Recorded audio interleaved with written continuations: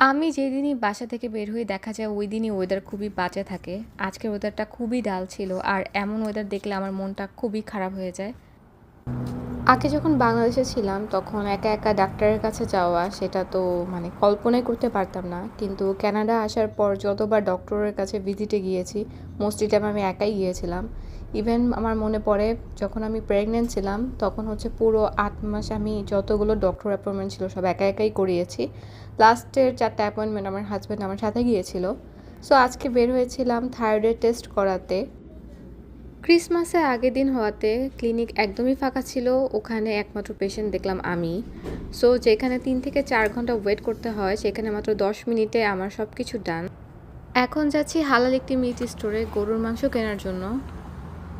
এখানে মোটামুটি হালাল সব কিছুই অ্যাভেলেবল, কিন্তু প্রবলেম হচ্ছে এখানে বাংলাদেশে কোনো গ্রোসারি স্টোর নাই, তাই বাংলাদেশে অনেক খাবারই আমরা খেতে পারি না। আমি হচ্ছে ফুচকা আর লাল শাক এই দুটো খাবার অনেক বেশি মিস করি। গেল বাসটা চোখের সামনে দিয়ে মিস হয়ে গেল। এই শীতকালে বাস মিস হয়ে গেলে যে কি কষ্টটা হয়, কারণ এখন আমার মনে হয় প্রায় ১৫ থেকে ২০ মিনিট এই ঠান্ডার মধ্যে দাঁড়ায় থাকতে হবে।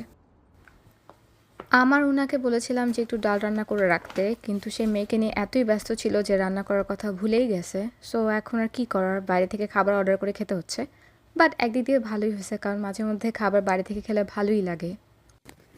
সন্ধ্যায় বাসার নিচে গিয়েছিলাম একটু পুল খেলার জন্য। আগে আমরা যখন দুজন ছিলাম তখন দেখা যেত যখনই মন চাইতো আমরা বাইরে হাঁটতে চলে যেতাম। এখন যেহেতু বেবি অনেক ছোট, তাই ইনডোর যে অ্যাক্টিভিটিগুলো আছে সেগুলো করেই টাইম পাস করা হয়। আর সত্যি কথা বলতে বেবিকে নিয়ে আমি এখন এত বিজি থাকি যে আমি হচ্ছে ফ্রি টাইম সেভাবে পাইই না। আর এই পেজের জন্য টুকটাক ভিডিও করতে করতে আমার টাইম চলেই যায়। বাসায় যেয়ে এখন আবার রাতে ডিনার রেডি করতে হবে। সো আজকের ডিনারে ছিল চিকেন আর কিছু ফ্রোজেন ভেজিটেবলস। এটাই হচ্ছে আমাদের আজকের রাতের ডিনার। সো আশা করি সবার ভালো লেগেছে আমার ব্লগটা। ভালো থাকবেন। আল্লাহ হাফেজ।